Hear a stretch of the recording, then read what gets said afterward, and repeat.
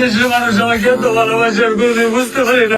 আপনার ব্রাহ্মণবাড়িয়া মানুষ প্রমাণ করছেন যে আমার আপনাদের দিকে আমার বেঁচে থাকে একটা অনেক ইচ্ছা ভাই, অনেক ইচ্ছা লাগে। আমাদের ছেলে আপনি ভাবি নাই ভাই, আমার এত ভাগলা ভক্ত আছে এদেশে, এদেশের মানুষ আমাকে এত ভালোবাসে আমি কোনোদিন বুঝতে পারি নাই।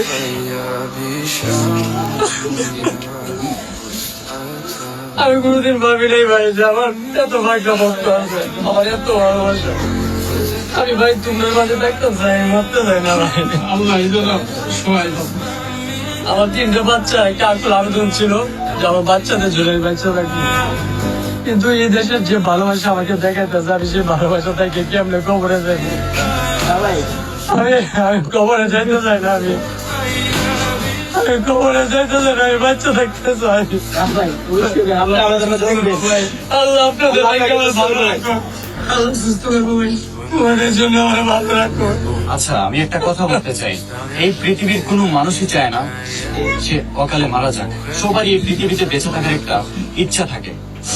আমি একটা কথা সবসময় বলি, 100,000 লক্ষ কোটি মানুষ যখন এক হয়ে যায় তখন যে কোনো কিছু হতে বাধ্য হয়ে যায়।